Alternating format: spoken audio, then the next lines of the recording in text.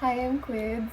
Last video, I talked about my Lobay rules. Mentioned about Holy Grails, and yun lang yung automatically i-repurchase ko pag naubos. Before I show you anything, I wanted to define what a Holy Grail is for me. A Holy Grail is not something that's just trending. Although some of these items I discovered through virality, it's not necessarily the most expensive.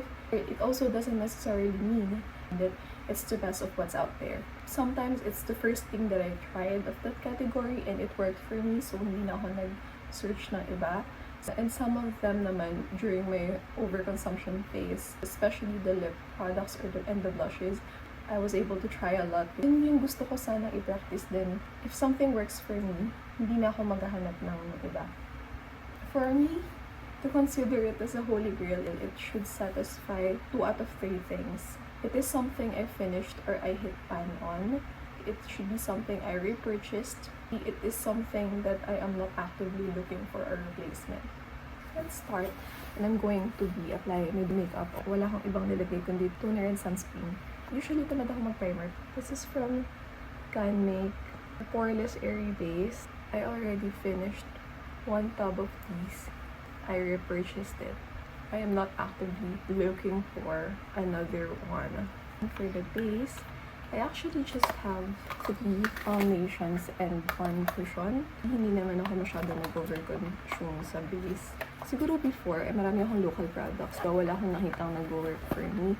Dior Forever, the matte version, is a bit too light for me. So I decided to mix it with the NARS Light Reflecting foundation in the shade Barcelona. I mixed them both. I actually have the NARS in a lighter shade. At yung previous packaging kasi nila, mabilis natatanggal. So, hindi ko siya madala to duty sa travel. But actually, travel kit ko to.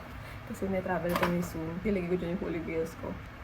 So, I just mix them. Sometimes, I do color correcting first. Pero ngayon, kasi may pasok pa ako. Hindi lang ako para maligo. Hindi ako super kapal talaga mag-foundation. Halos walang difference. I usually do just a very light layer. Kasi okay lang sa akin na nagpipix ko ng konti yung mga blemishes and pimple scars ko. Kapag ginuwi ko na natatakpan sila ng todo, masyado siyang makapal. Pupunta lang naman ako sa work, so okay naman. For the liquid blush, my holy grail will always be Rare Beauty. So, I have 2 favorite shades. This is in Virtue and the other one is in Happy. But si Rare Beauty, nakaubos na ako ng isa nito. And then this one is NARS Multiple in Shade, Dolce Vita. And I have this category of blush na gusto mo ng nasa bahay ka lang pero gusto mo may blush ka. For that kind of look, my holy grail will always be Rhode. I have this in full size ng Toasted Teddy, pero narealize ko hindi ko gusto yung shade na yun. So this one is in the shade Sleepy Girl. Pumili ako ng Decant. Nagkakaroon na kasi ako ng realization na ang dami kong makeup. So, nung time na yun, sabi ko, bibili lang ako ng Decant. Pag nagustuhan ko to, yun i-repurchase ko. So, gusto ko muna ubusin yung Toasted Teddy ko before ako bumili ng ito. Gamitin ko lang muna is itong Dolce Vita. For my brows, I have 2 kinds of brow pen. This one is from BLK, yung waterproof microblade pen nila. Actually, yung una kong nagamit na parang liquid type ng eyebrow pencil. Sobrang nagustuhan ko siya kasi hindi siya natatanggal. Like, pag duty ka, hindi siya basta-basta natatanggal. So, syempre sa madaling araw, hindi ka naman na magme-makeup. Kasi nag-skincare na ako sa gabi. Pagkagising ko sa umaga, or sa madaling araw pag biglang may call, emergency, ganun. Paggising ko, sabi ko may makeup, may kilay pa rin ako. So, starting then, siguro nakasampu na ako na ganito. May nagamit ako before ibang brand, ayoko na i-mention. Hindi ko siya bet. Although yun yung napanalunan na award. This one, hindi siya masyadong rave ng mga tao. Pero, yun nga. Sabi ko, iba yung definition ko ng holy grail ko. And this is my holy grail. Minsan naman, ito kasi medyo masyadong plakado siya. Mukha siyang microbladed. For the pencil type, Cezanne, hindi rin siya sikat. Japanese brand. I'm not sure. Pero sa Japan ko siya binili. At sobrang liit ng tip niya. Yun nga lang, medyo mabilis siyang maubos. The repurchase ko na siguro 3 times. Kasi mas gamit ko talaga yung BLK. I also do gel or tinting. Na-realize ko sa gel, hindi talaga nalalaminate yung eyebrows ko. So, kahit gusto ko sana yung ganung look, hindi ko talaga siya ma-achieve. Minsan, natsyempohan ko, pero most of the time, hindi ko kaya. So, nagsettle na lang ako sa mga ganito. This is from Candy, Color Change Eyebrows. Para maging softer yung color lang ng eyebrows ko. And yung difference, ito yung meron, ito wala. Hindi siya super light. Sakto lang for my hair. For the lips, I usually do tint first before I do the lipstick. I love Fair Beauty na lip oil and the lip mallow from Happy Skin. Sobrang dami kong colors nila parehas. Siguro kung may isang color lang from Rare Beauty lip oil, it will always be Serenity kasi ito yung pinkish. Ito rin, na-repurchase ko na to and I have so many colors of these. So, itong mga to, always akong meron isang shade ng pink, isang shade ng red. Yun yung magiging rule ko for the lip tint. Yun yung goal ko. Or siguro minsan kahit isang shade na peach. After that, isi-set ko muna yung face ko with the powder. This one, I repurchased twice na. This powder from Charlotte Tilbury. This is quite expensive, pero na-realize ko, if I stop purchasing any other makeup products, hindi ko naman talaga masyadong bet. And ito lang yung bibilhin ko every time na maubos ko siya. Parang reasonable enough naman yun. Siguro mga March ko pa. O diba? Ang dami pa. Pero hindi kasi siya yung ginagamit ko everyday. Because I'm trying to finish other powders na meron ako. Runner-up siguro would be Candy Make. Kung pang grocery lang naman. Ito kasi for duty, so naglalast talaga to. So for the powder blush, I have 3. For the pink as in baby pink shade, this is from Clinique.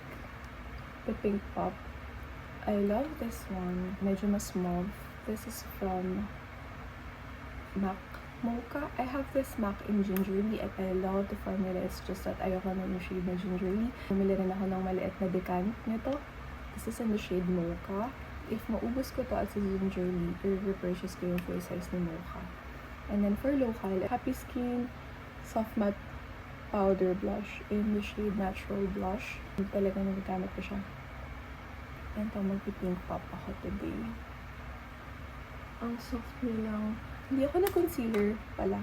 My holy grail would be this NARS na pot in the shade Custard or yung liquid. I have them both. Sobrang tagal na ubos ng concealer.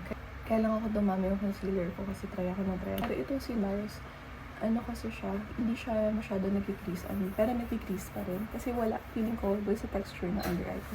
Nag-crease talaga at nag-crease. Wala akong choice. So, I usually use this from Sunny's Face. Bronzer ata talaga to. Pero hindi kasi ako marunong. Ginagamit ko siya as eyeshadow. Ganyan lang. If gusto ko ng may powder, ito yung ginagamit ko for powder. And for the eyeliner, I have this. This is from Candy also. Creamy Touch Liner in the shade 02. Hindi ako magaling mag-eyeliner. I usually just do that simple line. And then, kinoconnect ko doon. Hindi ko kaya yung naka-curve. Na-aksidente ako dito before. Kaya medyo mahirap maglagay ng pag naka-curve na eyeliner. For the mascara, I have this Heroin. Sa setting spray muna ako. Setting spray from Charlotte Tilbury din. Okay, while I let it set, gawin ko naman yung ito yung meron, ito yung wala. I like na maliit lang yung brush nito.